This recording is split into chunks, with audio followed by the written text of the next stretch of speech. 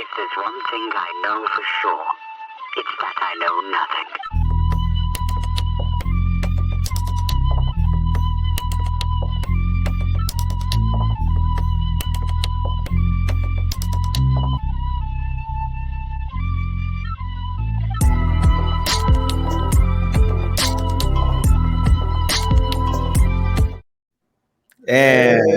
And we're live, baby.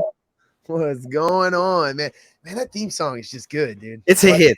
That motherfucker hit. I like the way it comes in. Guys, welcome. Special edition Halloween, little post-Halloween edition. Someone's still a little fired up about Halloween. Some of us not so much. This guy right here. But that's okay. Coming in with the Joker beard. Got the ho in my hair. You know, a little bit of rock and roll on the face. You know what I mean? Where's the Coke? Yeah. Where's the Coke and pills? Oh, it's on the throne, man. It's over there in the bathroom, man. Waiting for me. You're a horrible Elvis. Oh man, come on. You should have seen me last night. It was great. I had this for 4 hours, man. Come on. All right.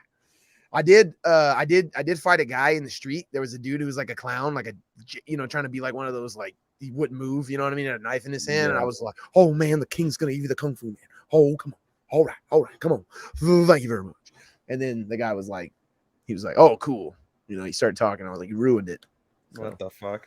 Yeah, I know. I was like, bro, you can't go from like being like Mr. fucking to being like, yeah, dude, so my name's Bob. I was like, come on, man. You ruined it. Anyway, welcome to this week's edition of MMA for Marks. I'm Andy. This is this guy, Ethan. I was trying to do what's it called? Fuck. I was trying to make live. Hey, we're unfiltered, baby. I mean, I go through these all the time with the other show too. I mean, I was trying to freaking do the everyone, but the everyone button didn't work. Oh well. Yeah, it's all good, man. If anyone's figure it out live, which no one is, we appreciate it though. But yeah, this is our first live stream. So we uncannily decided to just go for it. So it's more views, dude. It gets us more prep. And again, no, it's fine. It's good. It's good. Just a little bit of insight for our viewers. We promoted the hell out of it 30 seconds before. I know. But no, let me give a little insight to the viewers real quick. So basically, on Tuesdays, we record every Tuesday, as you guys have figured out by now.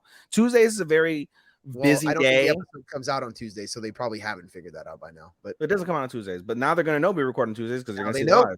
Now you help them figure it out. So we record on average every Tuesday. On the W2M network, Tuesday is a very busy day with one of our partners, Mark. He has a podcast, and I believe there may be another podcast as well that records after that one. So it's a back-to-back. So they basically take up all the social media channels, YouTube, Twitch, Twitter. So we can't use those, but at least we have my Twitter, SHOSTOPPA24, cheap plug there, and also our MMA for Marks page. We normally do the plugs at the end, but we'll plug them early because this is important if you guys want to catch us live at all. Yes, very riveting content. It is, goddammit. Bro, you fucking call me 3 times a week about the fucking content. It better be goddamn riveting for fucking the amount of time. Yeah, I call you 3 times a week so we can talk about that in front of so they can all hear the behind the show details too. Yeah, exactly. Yeah, motherfucker. I'm all for peeling the fucking curtain, bro. Like you love to peel that banana. Like peeling the foreskin off of a dick, bro. Just peel it back. Really good at it. Peel it you back, skip the condom, right? You just go right for it.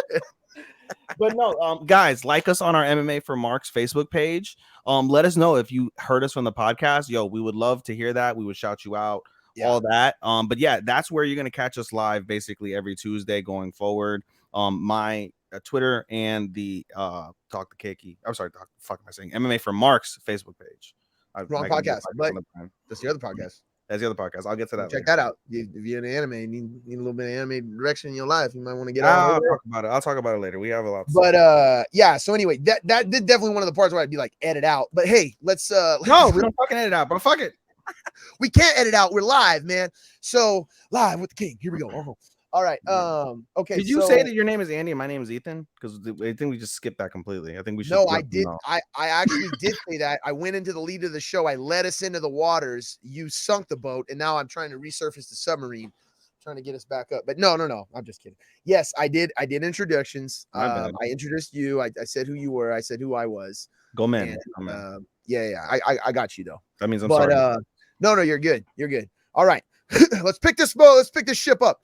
All right. So, go, baby. you know, this last weekend was not that much going on as far as UFC wise, but you guys know we won't give a fuck. If the UFC isn't going to be on, there's always something going on. There's always boxing going on. There's always another MMA show go. There's always some Russian MMA card that, you know, always breaks out in pandemonium at the end or before or after. Or whatever. Fucking bears. Bears are fighting 500-pound women. That is going to be next. Like, for sure. If they didn't just hear you or someone hears it, like, for sure, someone is going to be like, hey, let's get a bear in there. The Dagestani Bear Wrestling Federation. Oh, dude, that we should probably get in on that before someone takes it. I know, bro. Let's talk you should, fucking Khabib. You should TM that, bro. Oh, that's great. Let's DM that. Dagestani Bear Federation. And knowing Khabib, he'll have a champion in that too. Oh, Khabib will be the champion, dude. What are you talking about? Dude, like, what if we had it be like the longest like name possible, like Russian Dagestani Bear Federation Wrestling Fighting Championship, dude. Better than Conor McGregor fighting. Oh yeah, CMF, dude. BT. He's gonna be the CMF. CMF. Yeah, good luck. Better than Conor McGregor Federation. There we go. Here we go. But anyway, yeah. So this weekend, you know, UFC was all right, but you know, let's go ahead and pick up we all know what the main card, the main. I didn't show watch was. shit. Just as a heads up, guys. No, you didn't watch anything. You had a very good weekend, which we will get into. I'd like to ask you about a little bit later. Yeah, and but Jake Paul versus Anderson Silva was on the forefront of this weekend's. Yes, and it's been on the forefront for a lot of MMA outside of UFC 280. That's really truly been for the last month and a half, I'd say, the biggest piece of combat sports anticipation is that fight. Yeah, for sure, it's been one of them. You know what I mean? I mean, there hasn't been many boxing really fights decent job of keeping it out there. You know what I mean? Like to the point to where I literally thought last week, or I thought earlier in the week, they were doing the press conference, and I didn't think the fight was this weekend. I thought it was next weekend. And so I was just like, but they've been keeping it up so much that I was just, you know, used to seeing it, like you said. So he did a good job. I mean, it's Jake Paul. He does a real good job of promoting it. Anderson did a fantastic job of lead up. By saying that, I'm going to get fucking knocked unconscious. Got knocked out twice. All right. He said that once, and then he went back on it, which I'm sure actually it probably did happen. But regardless, I think he did good. He went bad on Dana. He went fucking he fucking broke bad on the UFC and Dana finally. He fucking was like, yo, fuck Dana, fuck how they went. That was great. That garnered a lot of attention. And just him also giving a lot of respect to Jake Paul.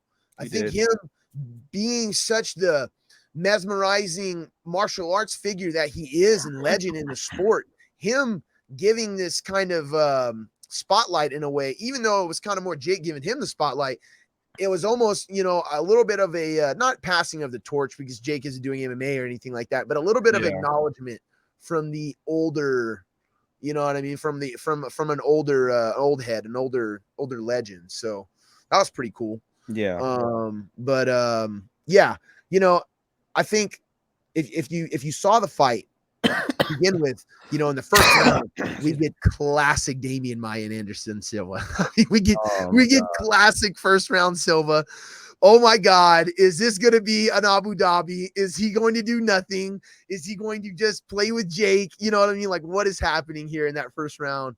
It was kind of crazy. And then the second round comes out and he just became the spider, and it was on like Grey Poupon.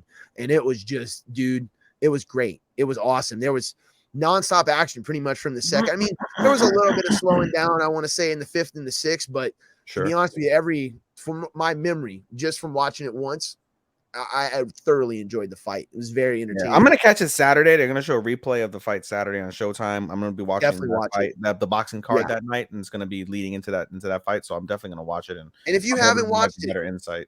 If you haven't watched it, go check it out. That's a really that was, like I said, that from this weekend. If you're thinking about going back to watch UFC or whatever, I mean, if you want to, but that really, and honestly, right before that, I can't remember. I think it was two other fighters. I can't remember their names at all, but there was a D's and Nuts.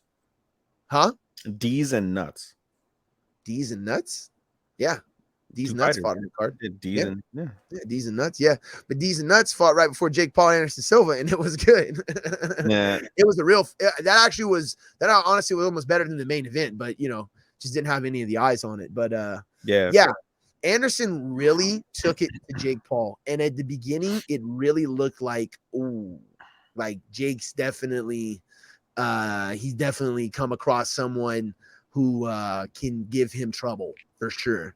Like Jake was definitely not like, not like in the previous fights where it seemed like he was almost unafraid of his opponents. Yeah. He's definitely afraid of Silva. He was definitely Anderson. Do you think he was starstruck because he was in there with his idol? 100%. He was so? starstruck, but also too, fucking Anderson starts throwing those goddamn fucking those uppercuts at you, bro, and he starts moving around. He's got a nice. You don't know what to do. That's a lot of pressure.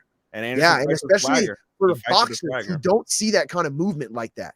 You know what I mean? They really don't. Boxers, not a lot of boxers that I can think of today move like that have the movement like that. More of a Muay Thai based kickboxing sort of combination and style of footwork than you'd see in a traditional boxing ring. Even describe that in terms of how that applies to a boxing scenario, because I'm trying to picture a Muay Thai, and I think of like the traditional Muay Thai with the fucking 1 foot up tapping and fucking like moving. Like, was he shuffling more like with his jab? Yeah, definitely. Oh, I mean, kind of like what you started to see when he was fighting Tito and Cesar Chavez Jr. when he would get dancy. You remember how Anderson would get, you know what I mean? When he would start to really feel himself, you know what I mean? You were really in trouble. I mean, good Lord. When that guy got on, you were in fucking trouble. And there was a couple points where it seemed like Jake was kind of like, oh shit, but he did well. He did really good.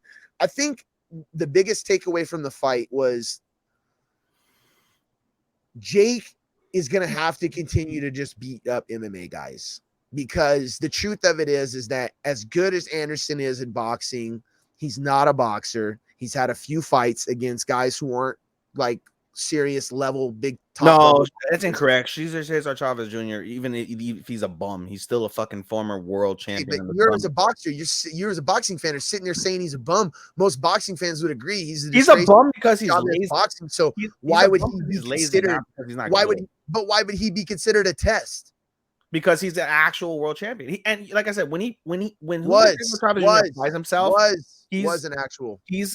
What still doesn't matter though. World champion is world champion. You still retain that pedigree in some capacity. Bro, world champion is not world champion. Mike Tyson is not the same world champion he was in. But he's got an undeniable pedigree that is unreplicatable to an average fucking normal fighter. Once you achieve a world championship status, you're on a different level. And there's obviously different levels to world champion status, because then you reach those higher echelons. But at minimum, when you accomplish a world champion, you've achieved a peak that normal people within your sport don't achieve. Not everyone gets to be a world champion. That's just the reality of it. You would think so, but that's not the case. Motherfuckers go 28-5 and they'll never be world champion. Great record. Sometimes when you fight, man, you fight so hard, you become a champion, and then one day you're not a champion no more, and you start a podcast. It's spinal.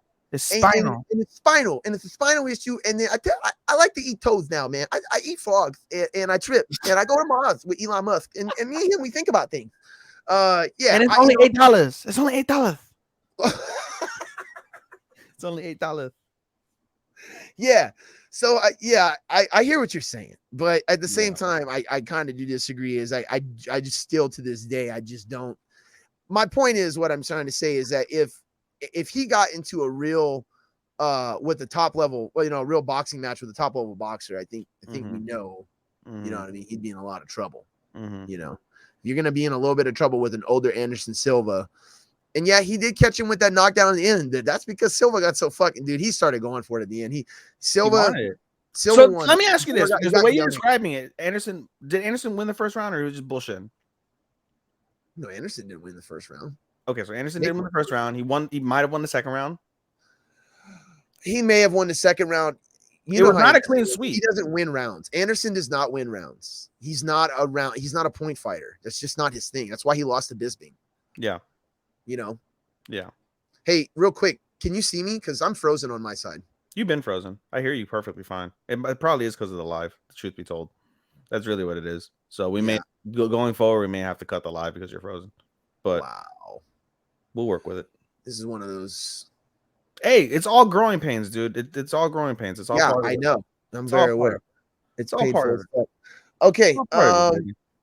So, the thing of it is like, and immediately, the next fight's starting to set up. These guys, definitely something that Jake Paul is getting. Let's set up the next one. He's definitely taking the Chael Sonnen approach to being, on the podcast and stuff. Or I'm sorry, taking the Chael Sonnen approach to promoting. Got my head spun around now. But I heard, or not heard, but during the event, I kind of heard something, but I definitely confirmed after the event. I guess Nate Diaz went back there and fucking slapped up a couple of his boys. Yeah, they said that they got into like an altercation or whatever. I didn't look at it. They had the video, but I was like, I don't give a fuck. Like, it's me. That's grand. I mean, what are you gonna do? Yeah. There you go. There we are. All right. I don't know. I switched to my FaceTime camera. Either way, regardless, no worries about it. It was the GoPro. All good. But you look sexy, baby. Your fucking beard is green. I didn't see that. Yeah, dude. I got the Joker beard, man. We're looking at it. I thought you were Elvis. Yeah, man. Come on. Well, no. I was Elvis, and then this got sprayed on me today when I was hanging out. The kids were just like, Dad. I'm like, I didn't even realize what they were spraying on me. So that was part of the other reason why I was like, hey, Halloween episode. Bro, it looks like you fucking ate fucking She-Hulk's pussy. Dude, I would if she gave a good performance. Fucking, you ate Gabby Garcia's pussy? Oh my god. Oh no. She-Hulk. No, I gave oh come on. You gotta get a real good one in there. You know what I mean? It's like your who's the guy from Street Fighter? The green one. Mm-hmm. Who's him? Who's that guy? Shit.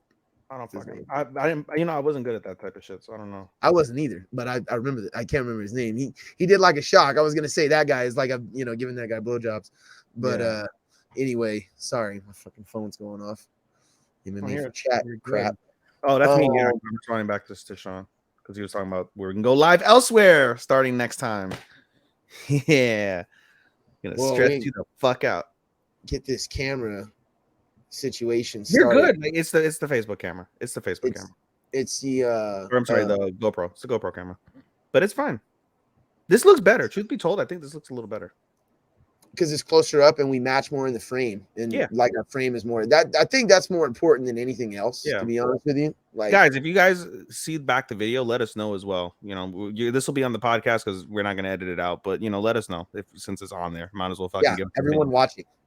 All 0 people. So, what do you think about that?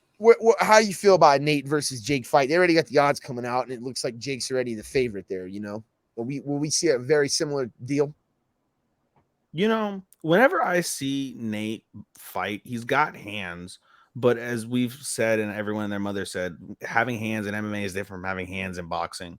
I think that Jake would have the advantage from a boxing perspective purely because of the way that he has grasped, I'd say, the concept of what boxing and fighting in a boxing ring really consists of. One thing that I can say from my brief amateur experience being in a boxing ring and sparring is I try to think about like how I fight, and like I think of the way I used to fight when I used to do Taekwondo, and so I try to do that. Or let me phrase that. I try not to do that. I try to actually have a real boxing stance, and my boxing stance looks really fucking stupid because it's awkward and I'm not used to it. But like, a Taekwondo stance, like, you got your hands down, you fucking are moving around. I would feel a lot more confident. But as an amateur, I can't do that shit because all I gotta do is just take one step in instead of stepping out, and I get fucking clocked in the face because my hands are down. When you said it right there, confidence. You don't have the confidence to move like you would with your karate stance. With your Taekwondo stance, because you'd feel a lot more. You've done it so many more times, Yeah. And now that Jake's done it a few more times, he's definitely got, like you said, he definitely has that boxer's confidence. For sure. He's got and I always love saying this because it's an unheralded piece of boxing. Ring generalship is so critical to being a successful boxer. The absolute best boxers, sure, they may have power, sure, they may have agility and quickness, but the best boxers have boxing IQ and have boxing ring generalship, to be able to use that IQ and be able to use your other God-given gifts to control the fight, control the pace, control your surroundings, control the positions you put yourself in when you throw a punch of whatever variety, and you understand the counter. There's so many different pieces to that chess game that you have there, and that's all based off boxing IQ, boxing ring generalship, knowing where to position yourself at all times throughout the fight. And I think that Jake Paul has shown through every fight that he's done so far is that he continuously gets better. He continuously gets more comfortable. Even though this fight may have not been his easiest fight, it's still it's still a good proving ground fight, basically, because of the fact that, you know, he's really going in there and really fucking handling himself. You know, the reality of it is, an amateur fighter who never had really any amateur bout. He had one maybe amateur bout, that one bullshit bout that he had, and then he went pro and whatever. Like, you know, no one even knows who he fought.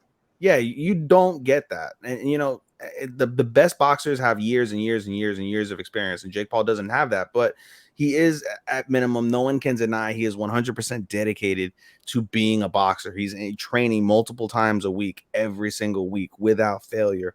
And in any type of combat sport or any type of martial art, you know, the way you're going to get better is through repetition and through fighting the best. And I couldn't tell you really who his training camp is, but you have to imagine he's not fighting fucking bums in his training camp. You know, he's going to be fighting guys that are going to test him. Then they may not be able to touch him, like knock him out or something, but they're not going to just fucking lay down and let Jake Paul fuck him, you know? Well, I'd imagine he's probably paying that experience he's lacking. He's paying to replace, you know what I mean? To try to, with guys who have that experience. Yeah. I mean, he's got to be at least to be getting as far as he's getting in the skills that he's been showing in the ring. You have to be a sponge, and I think he's proven that he's been a sponge to the game. You know, especially when you don't have that experience, you want to pick up everything you possibly can, and I think that he's successfully done that, and he's been able to apply what he's learned consistently and successfully. Yeah, in each of his fights, even if he has a shortcoming because of X inexperience or X mistake, you know. He hasn't fought guys that'll make him pay for that, but at the same time, you know, he's still learning, and he's able to improve upon that every single fight, which, you know, that's what you're supposed to do as a good fighter, is be able to improve on your mistakes and understand and whatnot, you know. So you make a really good point about the ring generalship there. I like that. I love ring generalship. That's one, you know, I remember hearing Harold Letterman talk about the ring generalship, like when he used to bring up like what the boxers like would score on, and like there are obvious things, you know, the damage you do to opponents, punching output, landing, etc. Like the things that you don't see as like a judge, as a boxing judge, but you have a feel for. You have the naked eye, and you have the, you know, when you look at it, you can see the obvious damage. You can see the flow of the fight. You can definitely see a flow of a fight from the naked eye. But, you know, the more you pay attention to boxing, the more you have to understand why that flow is. That flow is because this person has willed it so, has dictated it so. And, you know, there needs to be more of an appreciation. I say that all the time. Octagon control. You know, that's one of the things that is supposed to be judged upon in UFC and in MMA. And I don't think it's really done enough. You know, if you want to say octagon control, every combat sport, like if you want to wrestling, if you want to say octagon control, I mean, shit, you can make the case that fucking Sean O'Malley had the better octagon control in round 3, which is the deciding round. Maybe that's what won him the fight. That's fair, and that I when you say ring generalship and octagon control and ring control, I always think of like Triple H. And I think of like in the ring, like in wrestling. This is one of the things that also translates into wrestling, even though matches may be predetermined. There is a certain command that certain athletes and certain stars will have. Hunter, Triple H had it. Stone Cold Steve Austin had it. The Rock had it. Brock Lesnar, you know, obviously. But, you know, I think in wrestling is different because it is predetermined. Obviously, you know, the moves are real, but at the same time, like that has to do more with presence. I think it has to do with star power. It's the same in boxing as it is in MMA. It is about presence as well. It is about an aura. Chuck Liddell had it for a long time. That's separate from control, though. Control is kind of impossible. No, you could use that aura to implement control, and that is a part of that control. That's a part of that octagon control. Sure. I think you have guys like Anderson Silva is a huge proponent of it. He would come in and he would just command that fucking octagon, dude. When he went in, it was just, he was so untouchable. And he was at one point, I mean, That's an But one thing, oxymoron, Anderson though. Silva was like the legit, like real life fucking Bruce Lee. He You know was. what I mean? I Like he agree. really I agree. fucking But was, in dude. terms of this fight, I don't think that's applicable because of the fact that it's an oxymoron to say that Anderson Silva used his star power against Jake Paul when after a couple of rounds, Jake Paul was able to fucking figure it out and then outpoint Well, him. not in this fight. He doesn't have command. He doesn't have ring generalship in this fight because he hasn't been in the ring long enough to even have anything. But you just said aura. You just said They have it. aura. I'm saying in a fight, it's the same. It's a similar thing in MMA. I'm talking about how it translates. If you're talking about having, Anderson Silva, he doesn't have any He doesn't have enough confidence. Him and Jake have about as much ring control as each other because they both barely have any confidence. Jake has a little bit more because he has more training and he's been knocking guys out more recently. But it was almost even. I feel like in that regard, even until the end. I would have gone. You know with what I mean? I would have gone with Anderson's presence being able to establish the fight. Although because that presence exists, Good if you watch the fight. Jake Paul's strategy might have been impose your will early on. Instead, he let Anderson clown him early on, and so I think his strategy was just to wait. He was waiting for that punch. He was waiting. He finally did hit him with that punch. He was also hitting him with the jab and moving well. He was outpointing Anderson Silva. But like I said, if you know Anderson Silva's fighting, especially in the last 10 fucking years, Anderson ain't trying to fucking win no rounds, dude. He just don't give a fuck about that. He's gonna look for his opportunity and go for the kill. It doesn't matter. He could be down 3 rounds, and then the 4th round, he's gonna catch you with a hook or. And people can say whatever they want to say. Fucking guillotine or something. Go watch Anderson Silva Chael Sonnen 1 and tell me that did not work out in his favor. I mean, come on. To this day, I get so upset that Chael Sonnen fucking lost. Me too, bro. I couldn't believe it. Fucking won. I was so shook. He should have fucking won. My buddy Nate was like, he was just because he was such a Silva fan. And this was after I had bought the Damian Maia pay-per-view, hosted at my house, all this shit. I was like, fuck Anderson. At this point, I was like, this motherfucker, hope he fucking loses. And then here comes fucking Chael. You sound like Angel and fucking Adesanya. Yeah, yes. Well, I'm pretty much the same way at this point. But I mean, it's like with Chael, Chael came in talking all this shit. Yeah. He really got the pot going. And Anderson talks about it, but it's like, Anderson has a lot of credit to give Chael Sonnen for that, he really, in a weird way, Chael Sonnen put him over in a weird fucking way. He really did. When Anderson was Demetrian Johnson everybody and he was killing everybody, but not, people weren't watching him like they are now. You know what I mean? Like not even close. But that Sonnen fight, man, the trash talk that was around that was fight, next level. They were watching him, and then Sonnen definitely put him over the next level. He put him. Well, it even put the UFC. That took the UFC to another level. It made Anderson a bona fide superstar. He went from star to superstar. And Sonnen, both of them. Yeah. Sonnen was you got to understand this too. A lot of people don't know this. Before that fight, no one, I mean, not a fucking person knew who Chael Sonnen was.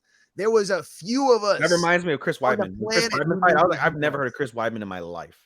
And then after the Anderson Silva fight, we knew who Chris Weidman was. Down the list. Thiago Silva, Jan. I mean, we can, there's a lot of those guys, But yes, exactly. So, so I don't know. But going back to what I was asking, about Nate, if him and Nate were to pick it up, you know what I mean? I feel like Nate would do a very similar thing, where he would kind of sit and wait for an opportunity and allow Jake to score points and fucking bloody up his face into the end and then fucking be like, I think more than the 5th and the 6th, man. Fucking fuck these judges. You know what I mean? And just that's exactly what happened. That's exactly what happened. It will be a lot of bullshit and taunting and fucking shit talk. And then fucking Jake Paul is going to basically be piecing him up and fucking hitting him. Fucking Nate is going to hit him with a couple good shots that are going to make the crowd go ballistic, but they're not going to really do much in the grand scheme of things. And the other thing also I don't think they're making that fight. Jake Paul is a bigger person than Nate Diaz. Nate Diaz. I was surprised that Anderson was quite bigger than Jake. I was surprised. He was much bigger than Jake, actually. Yeah. I mean, so I feel that, and the other thing also is what's called Nate's power. Nate in his later days wasn't known to be a knockout artist. He got lucky with that fucking punch he hit on Leon Edwards, but he's not known. I disagree. I don't think luck in his There- later. there- in his he may later not years- have the power puncher, but he is a counter puncher, and a good counter punch can fucking KO you just as good as any. That's power fair. punch. So now my question is then, how does that translate over into the boxing gloves? Even better than an MMA because he doesn't have anything else to worry about. I mean, he literally will sit there. I feel like he will sit there and hit Jake with a jab, or get into a good combo if Jake gets sloppy. The thing of it is if you can catch Jake doesn't get sloppy though. He does. He does. He's not gonna get sloppy against these MMA guys. He does when he gets emotional. He got sloppy against Woodley a bunch of fucking times, and Woodley just doesn't have the skills to capitalize on those things. You know what I'm saying? He did not do that against. I don't think that he didn't have skills. When you watch that Woodley, fight, I think it's a mental block. tell me what you think when you watch that fight. But I'm telling you right now, Jake does almost never relaxes in that fight because he's in danger the whole fucking time. Outside of that first round, that was the first time that he faced somebody that has knocked motherfuckers cold. put his lights fucking out. He could have, and because I'm telling you right now, there was a couple times when Anderson hit him with an uppercut. I guarantee you, Jake was like, "Fuck." You know what I mean? Like, okay, I've probably never been hit like that in a boxing fight before. I guarantee you, Anderson hit him with punches in a real fight. I would definitely say he's been hit because he trains with real boxers. I guarantee you. But in a fight, you know how it is. A fight is a fight, man. In an actual match, dude, sparring is one. Oh yeah, it's next level. It's next fucking level. Hit in front of a bunch of people is also. Yeah, you're gonna hear the crowd going, "Oh," you're gonna feel extra pressure. Yeah, yeah. I get it. But he handled it all great, and that's what I'm saying. like I know we've even been haters of him in the past, but that's why it almost feels weird that Nate fight, because it's just like, okay, well, now we got respectful Jake Paul coming against Anderson Silva, who can actually fight, and so in a way, as a fight fan, I'm almost like, I don't really know if I want to see him against Nate. I kind of want to see him against a real boxer now. Can we see him? Can Showtime? Can you be a real promotion and put Jake? I challenge you to put Jake Paul on a real boxing card and give him a real boxer. Eddie Hearn, your top 10 guys. I mean, where is that at? Are we gonna?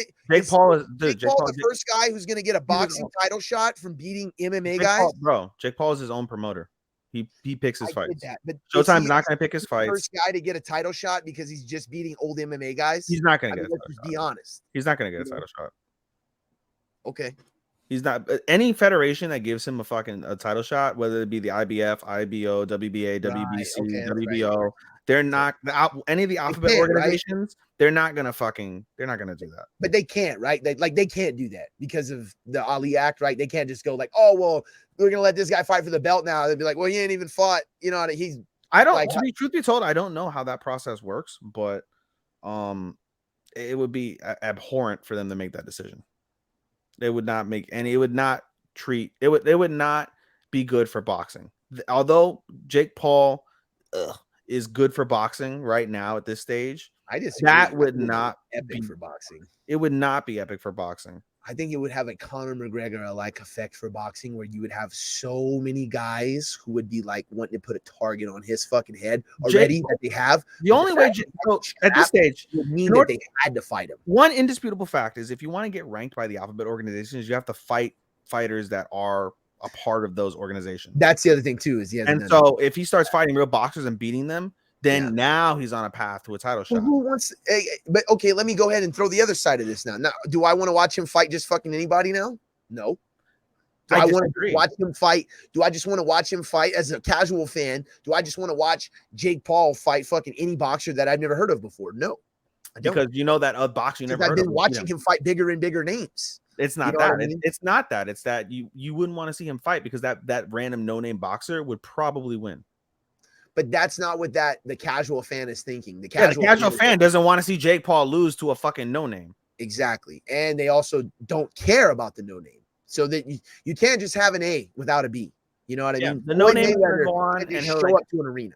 Yeah. Right. I mean, gotta be something. And the other thing too is with any of those big names, like you don't get any, other than money, you don't get anything for that. You were supposed to beat Jake Paul. If you lose to Jake Paul, you're the fucking putz that lost to Jake fucking Paul. If you beat Jake Paul, you were supposed to fucking beat Jake Paul. You're a fucking 13-0 fighter with fucking 6 years of amateur experience and won the fucking silver medal in the Pan American Games in 2012 or whenever the fuck you want to age this person. It's a random thing, you know what I mean? So like it's a lose-lose situation for many fighters and Jake Paul, which is why we get the bullshit fights. Because they're inconsequential in the grand scheme of things. Jake Paul can talk all this shit. Dude, if he called out Canelo at the end of that fight, Canelo would murder him. Canelo would put him in a body bag. Yeah, that'd be real dumb. Canelo would put him in a body bag. Yeah, I don't think he's looking to do that. Not seriously anyway. I mean, dude. I think he's trying to fight Nate in his next fight. I have a feeling that it's not going to work out. I think Nate's going to be like, I'm good off the publicity from just trying to run the fight. You know what I mean? Like, I don't know. I might be wrong. He may see the dollar signs and be like, yeah, let's go get that.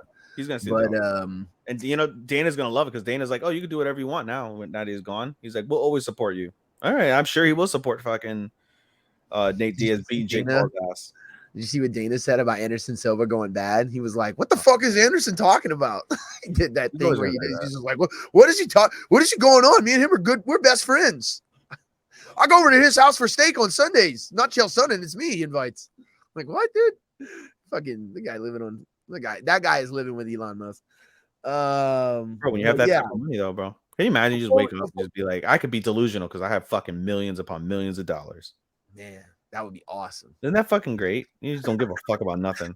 That would be awesome, dude. I can lie, bro. Fire up the boys with that money, dude. The sky is orange. It's blue, sir. Here's fucking $1,000. It's fucking orange. Yes, sir. It's orange. Yeah. It's pink. Whatever the fuck. I said Diet fucking Coke. I hope he's not like that. He's not. I hope he's this not is an orange Fanta. I said crush you, bitch. I hope he's not one of those douche canoes that are like that, dude. No, bro. Money turns us that way, dude. I think that's what happens.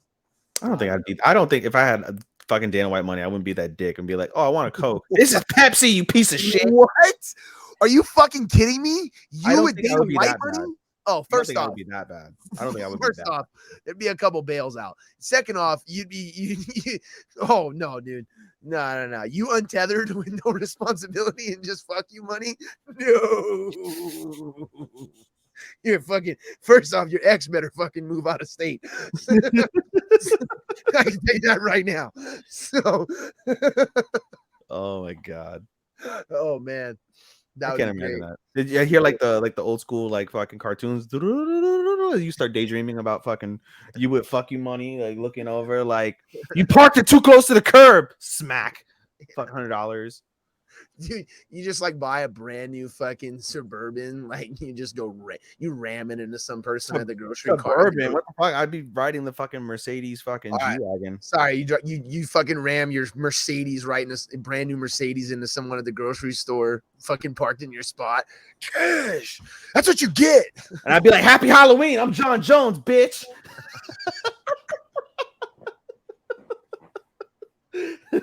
And then like 30 minutes later, you come back and grab your drugs and money and then fucking take back off. For real. Oh, that's so great. I'll say this before we move on from the Jake Paul, Anderson Silva shit. I know who the real winner is, and it's Anderson Silva. Because Anderson Silva didn't get KO'd. Nope. He went the full distance. And honestly, I think he really shocked a lot of people on how well he did with Jake.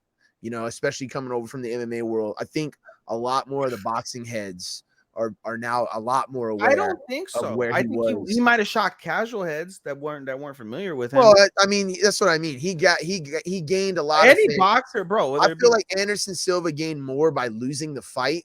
He would have gained more by winning the fight, but I'm feeling he gained more by losing the fight than Jake did. I don't think he gained as much as he didn't lose. If Jake would have knocked him out, it would have been a different story. We'd be like, oh, you know what I mean? Washed.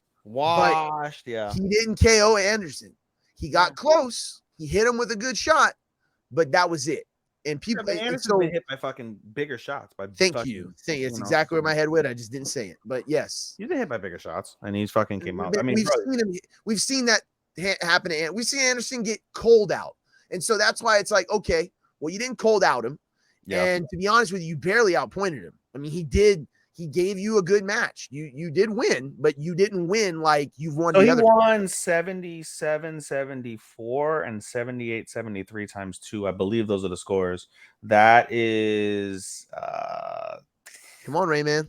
5 rounds to 3, I think. Excluding the knockdown. The knockdown gave him a bare bonus.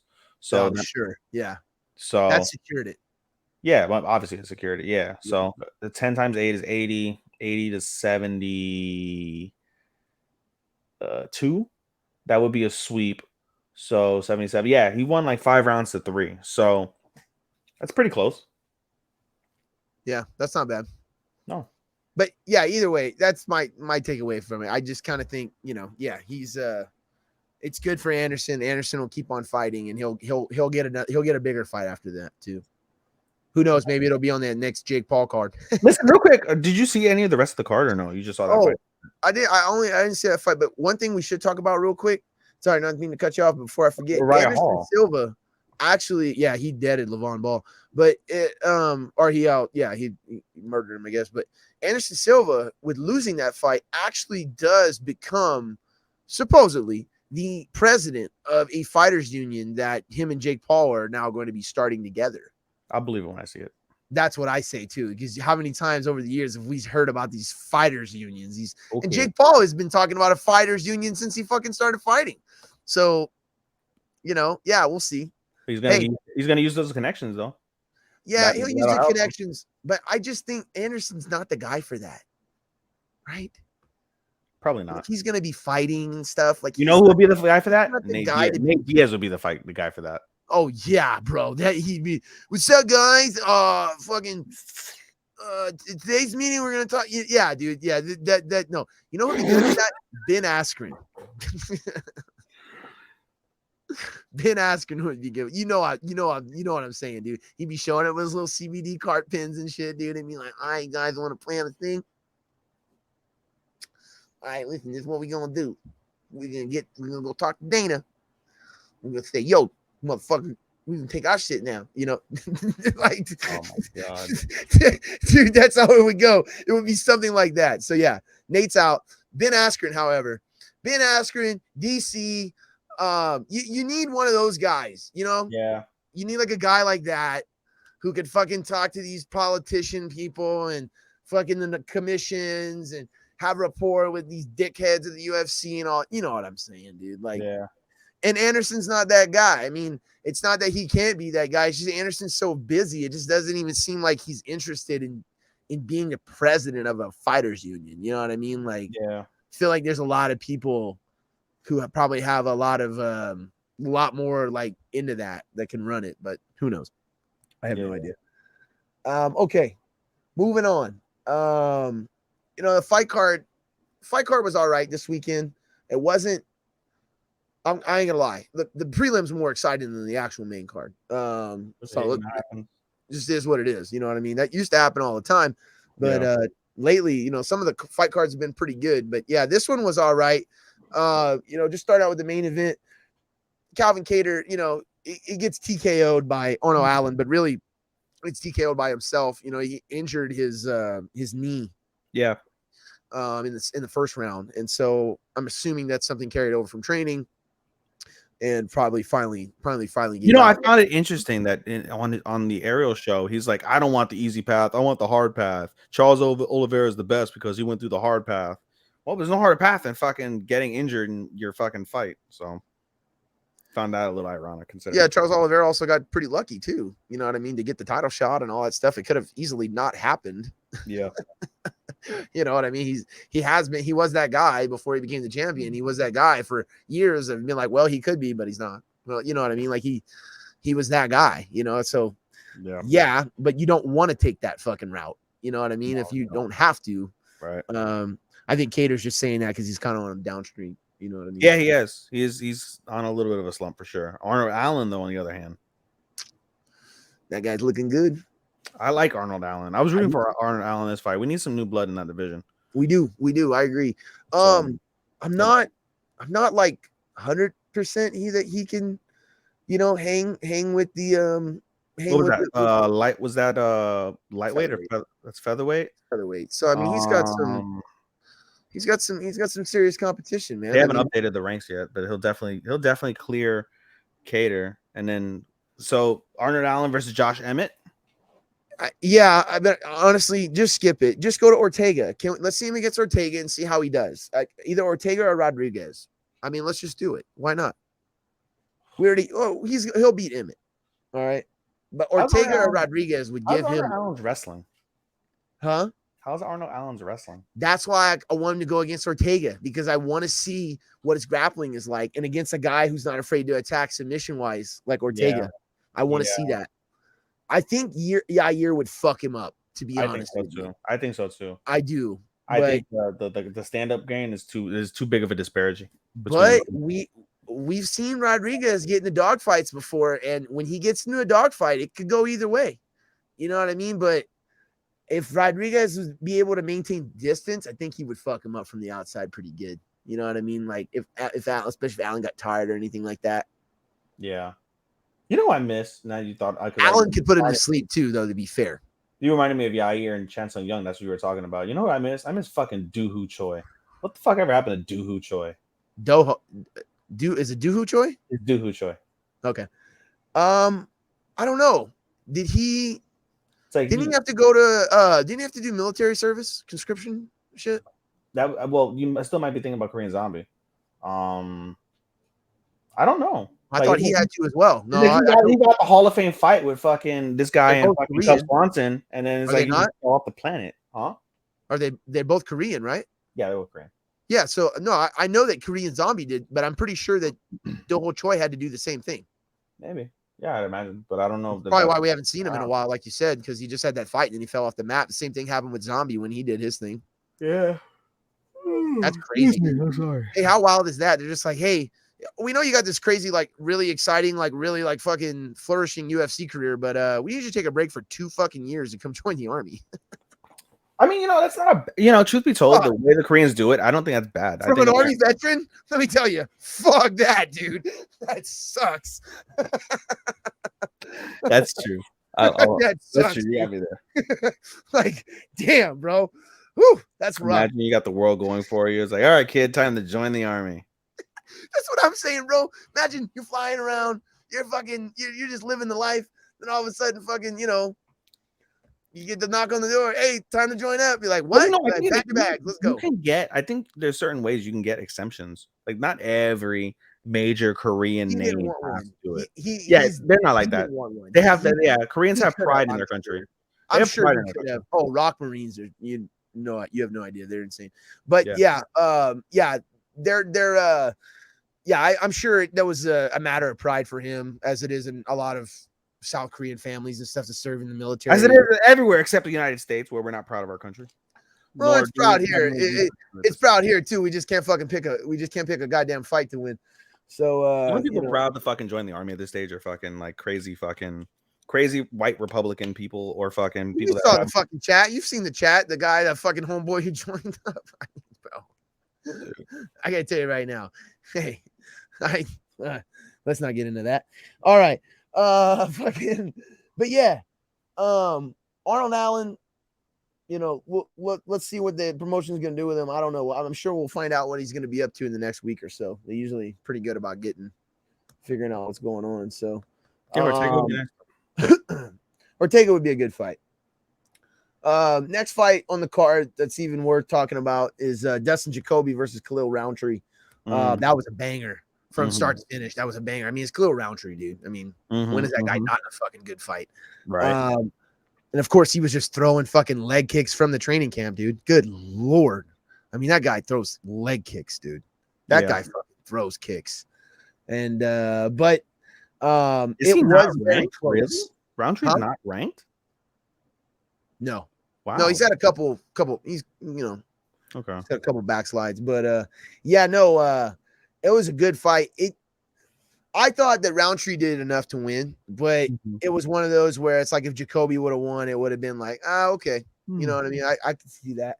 But either way, definitely a good fight. You just passing the yawn to me over the internet. Definitely a good fight. No, I know, bro. I can't even imagine. But I mean, I can imagine a little bit, but not if you're doing boxing. Yeah, that was a pretty good fight. It's definitely a good fight to go back and watch.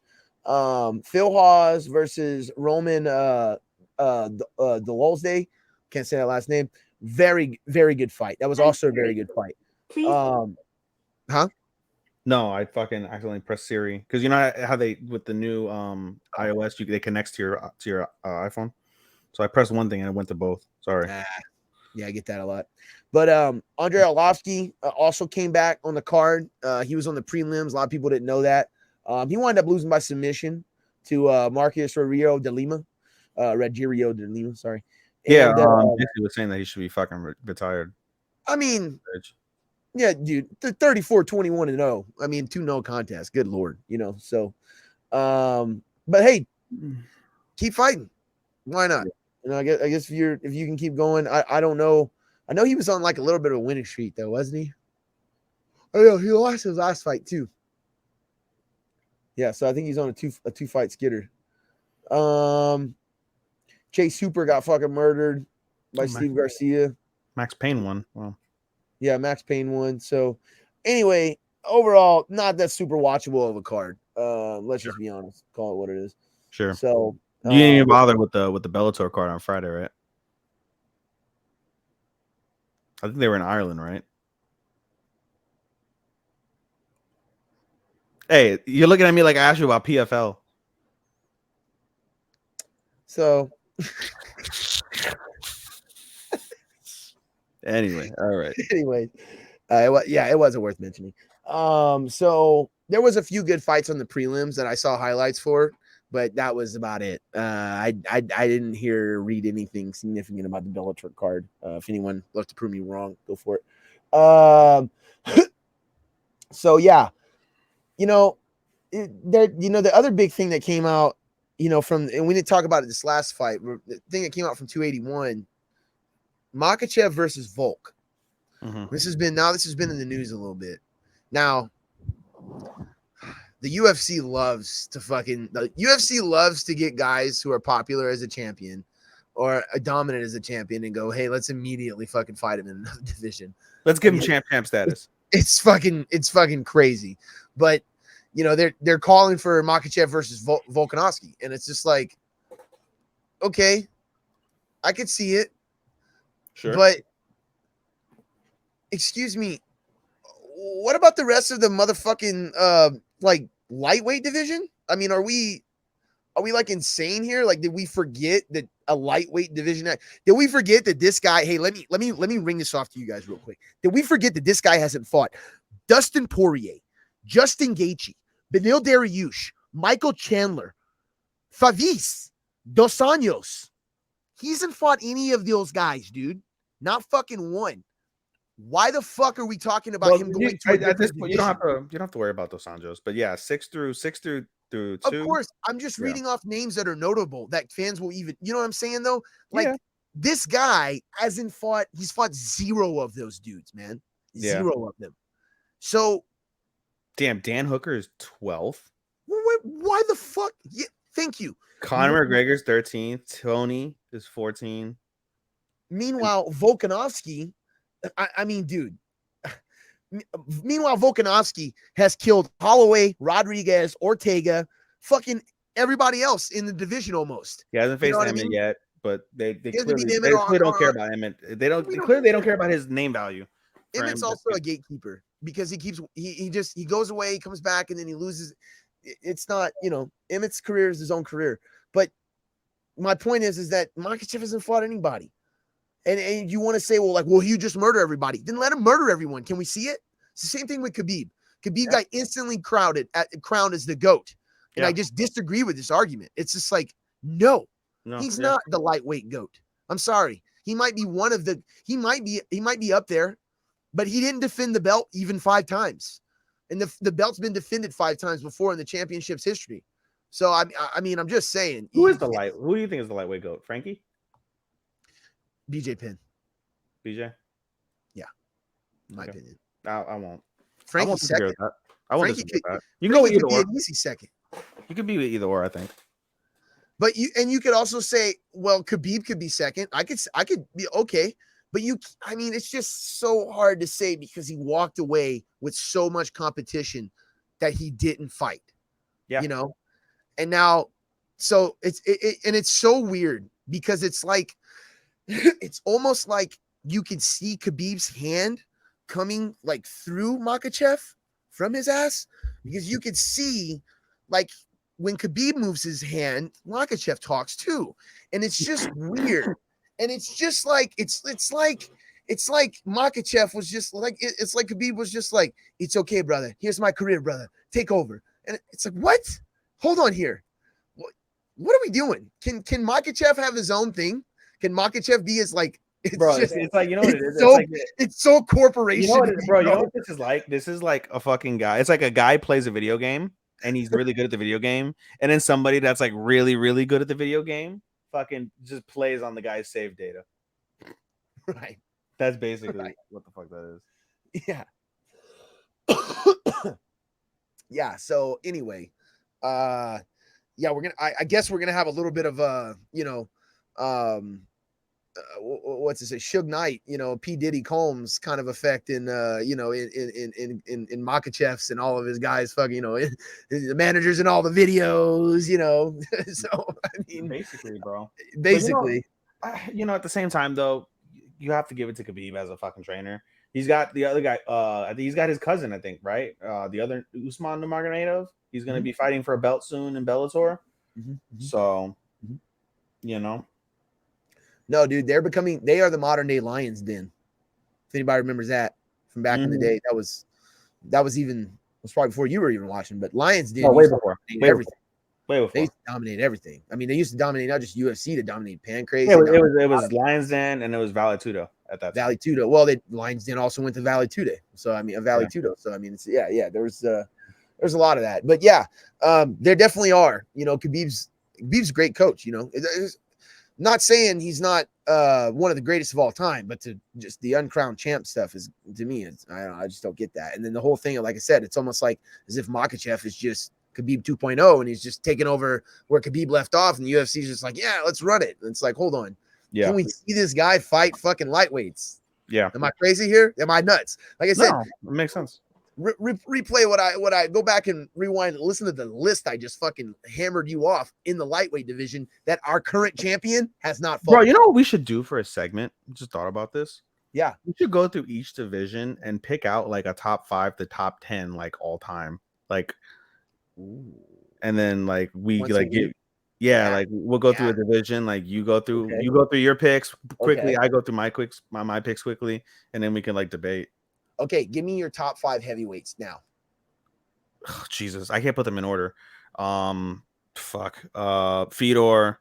Stipe. Yeah, Fedor, Stipe.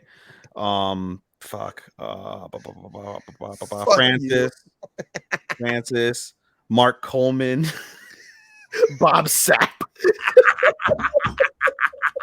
I just started naming fucking heavyweights that I remember. Started naming Brock, Krokop, Lesnar. Yo, Krokop fucking legit might be up there. He probably is up there. He is. Krokop, yeah. Fedor for sure. Krokop for sure. Stipe for sure. Fedor. Stop saying Fedor. I say Fedor. All right, so Fedor, Stipe, Krokop. Thank you. So those are 3 easy. Yeah. Those are good. I mean, we have to. Like I said, we have to really go down 2 the more. list. You're missing 2. You just got 2 more to go. Fuck, man. The one fat guy that fought in UFC 1.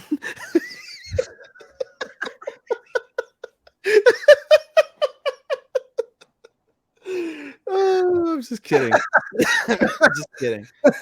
I'm just kidding.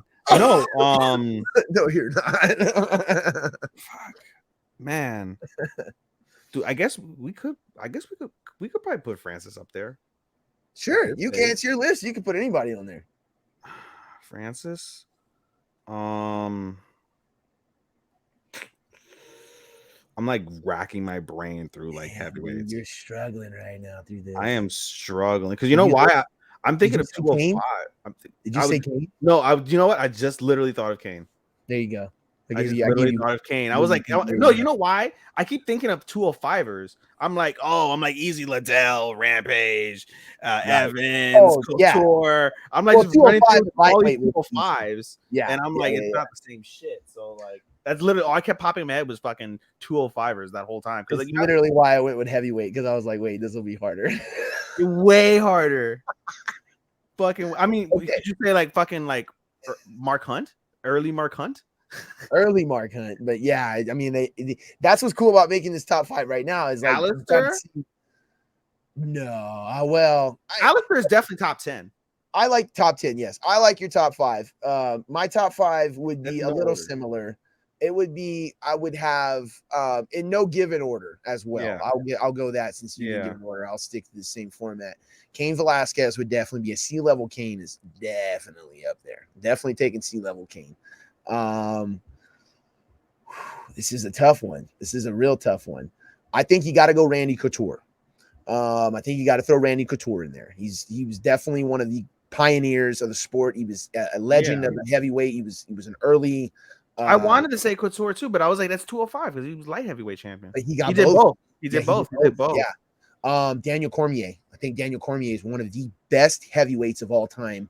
A lot of people will go well, you know, hey, you're negating his Strikeforce championship tournament. I am negating it. And people do not disrespect that guy did to Josh Barnett. That guy did to Josh Barnett was fucking another incredible. I think another top 10 fucking top 10. Josh Barnett's probably top 10 heavyweight. Yeah, top 10 heavyweight. We'll see about that. But yeah. I definitely have Fedor there. Fedor is definitely there. He's not in my top 3. If I had to rank it, I don't know if Fedor would be in my top 3. Just straight up. If I were to pick the 3 that I had, it would be definitely Stipe in no order. Stipe, what's his face? God damn it! Fuck! I just said his goddamn name. Cain. Yep. Yeah. And then Fedor might be 3, but I like Couture over freaking over. For some reason, I like Couture over Krokop. Yeah, well, like I would C-level Cain. Fedor, Randy Couture, you know, and if I had 2 spots left, Stipe would have one. Stipe would have one for sure. Yeah. And probably the other one would have to go to Don Fry. I'm just kidding. Name Takayama. And people are gonna give me a lot of shit for this, but I don't really care. Minotauro Nogueira at one point was the baddest motherfucking heavyweight on the planet. When he hit Pride, when he beat Krokop, I mean, dude, that was fucking really, really. He was Big Nog, right? Was Big Nog. Big Nog, yeah. I think Big Nog's one of the best heavyweights in the world and was. And yeah, I've always loved him. I've always thought he was really, really good. And I always thought he never got enough credit for how good of a fighter he actually was. And when he came over to the UFC, he was in his older years. He was kind of older when he came over. Are you taking Prime Krokop or are you taking Uberim? Oh, Prime Krokop. Taking Prime Krokop over Uberim? Yeah, Uberim. Krokop will fucking knock that fucking that fucking them steroids right fucking back to fucking the Netherlands, dude. He'll fucking send that alligator meat right back to Allison real quick. Yeah. I mean, back in the day, Krokop, yeah. Oh, that guy was a straight killer. That guy was a murderer. Yeah, so, it's so hard. Oh man, so hard. So but I mean, even for me, he's not in my top 5. And I love Krokop, but he was, you know, he was very mainly a kickboxing knockout artist. You know what I mean? So see, for me, I think one of the things so I chose Fedor because of longevity and all of his notable wins. I chose Stipe because of all the history he did in the UFC. I chose Cain because of again his history with the belt and how he was a whole different elements to the heavyweight game. He stepped it up to a whole different level. Krokop because of his glorious history, his spectacular knockouts, and then who's the 5th guy that I had said? I don't even remember who the 5th guy was. I didn't say Brock. He's not. I can't say. You Brock. did say Brock Lesnar. As a joke, I didn't really. I thought you were being No, I was not for real. No, not at all. Being for real. Well, I mean, a lot of people would say he's up there because of what he was able to accomplish. You know, Nah, I'm not saying that. I'm trying to figure who the fuck. I mean, I guess I could put fucking Couture in there. Same thing, Pioneer. You know who deserves an honorable mention? And he might even be top 10, but I don't know. Junior? He's more of a modern era. Junior. You'll never guess it. Brandon Vera. You remember Brandon Vera? Well, he's the one heavyweight champion. Was the one heavyweight champion. He was, but you remember him in the UFC at one point? He was a bad motherfucker when he was coming up. Yeah. He had a very mystique to him. And so if I said, all right, so I said, and he actually was able to become the champion of the UFC and then also became once champion as well, which is not a fucking easy accomplishment when you look at the amount of fighters who have gone over to one and gotten absolutely wrecked, a la Eddie Alvarez. Yeah, for real. That's a big one. I like this segment though. This was a really. I think it's a great idea. Let's do it again next week. We'll do lightweights next week. That way we'll have a fun one. Oh God, there's so many. You know who we fucking completely disrespected and forgot? Who? Junior Dos Santos. I just said Junior. I said Junior. You did? Oh, I didn't hear you. Yeah, I said Junior. He's in my top 10. Fuck it, let's just do top 10 while we're on it. So fucking all right, I'll go. So no order. What's it called? Kane, Fedor, Stipe, Krokop, Couture, Josh Barnett, Junior Dos Santos, fucking what's it called? Uberim for me. Uberim. I'm gonna say Mark Coleman. Again, another pioneer. And I think Mark Coleman deserves to be on the list for sure. Yeah. I mean, dude, he was amazing heavyweight. Yeah. Oh, wow. I forgot somebody else too. Let me see if you get him. Fuck. There's another pioneer guy who deserves to be in that top 10 probably. Vitor? He may have had a little bit to do with pride. Vitor? No. Boss. Oh, Boss Uten? The liver kick. Get right to the liver. I can't do a good boss. My bad. I don't know what I'm putting for my 10th guy. I really don't know. Put fucking Nagaro, dude. Put fucking Nagaro. I could put Big Nog in there. That's fine. Big Nog was so good, dude. I just while you were talking, I kind of had. I said Francis was my top 5. That was the other guy, Francis. Oh, Francis, that's right. Francis. Which is fine. You know, I just to me, Francis still got a little bit to go. You know, that's fair. No, I'll put Nog over Francis for now. Yeah, exactly. That in my mind, I'm like, I wouldn't put Francis over Nog any day. No, you know yeah. But look, this guy, 34-10. You know, overall record, especially back then, dude, fighting for pride in UFC back in the day, you weren't getting fucking 3-4 fights a year. Let me tell you that much. Yeah. That's a fucking hell of a career. 2000 Ultra CTE. 2000, ultimate CTE package right there. 2000 rings, king of the tournament winner, first Pride FC heavyweight champion, interim UFC heavyweight champion. I mean, which is good as just a fucking UFC champion these days. Yeah, basically. You know, and then he went on to fucking have one of the best fucking back-to-backs with Frank Mir, man. Yeah. It's a good fucking fight. Even though, and it sucks that his arm got broken in that fight, but man, that sequence in itself I think Frank Mir's another guy I wanted history. I wanted to put Frank Mir on that list too, but I was like, I don't know. Frank Mir's top 15. He's close. He's top 15. Is I put Mark Hunt in my top 15. If he would have beat Lesnar, he would easily be in the top 10. If Frank Mir would have beat Lesnar back in the day, boy, that would have fucked some shit up for the UFC, huh? Major. No, he did. He beat him. He beat him the first time, but the first time. Yeah, and it was kind of a fluke thing, and Steve Mazzagatti was involved, and fucking Mazzagatti. Mazzagatti, he's still a timekeeper. He's a timekeeper, right? He's a judge too. Yeah, for the commission.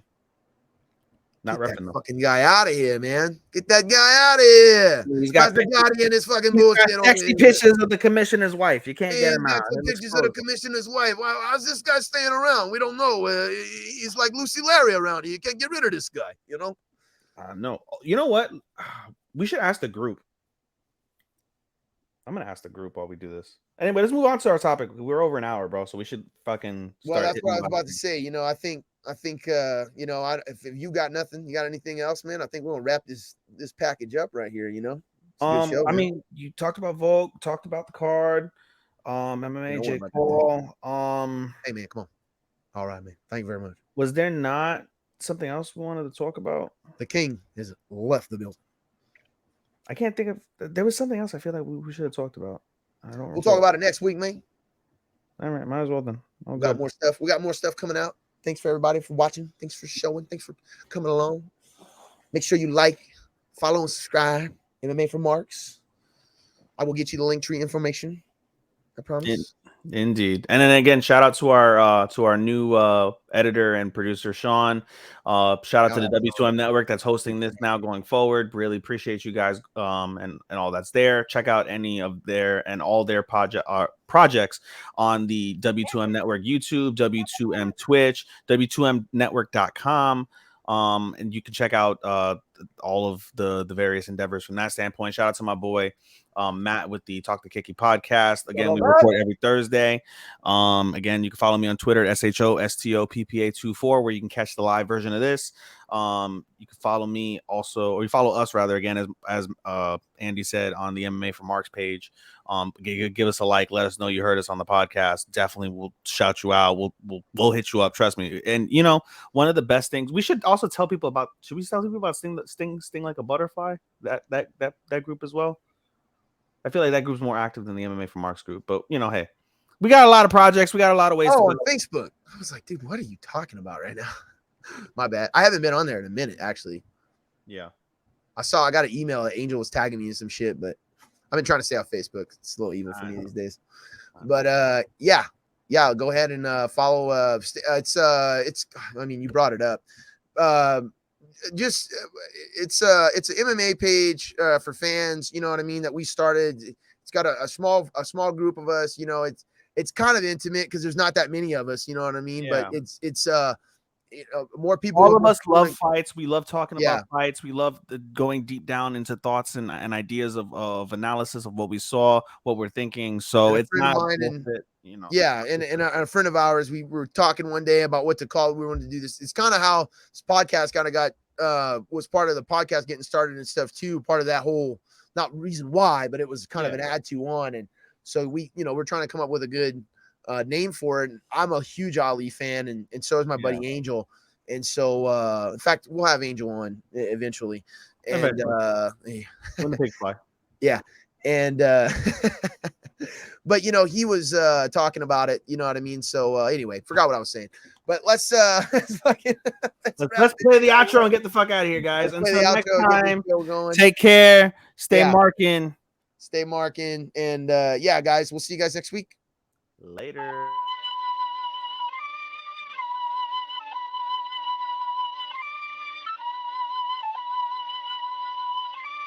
If there's one thing I know for sure, it's that I know nothing.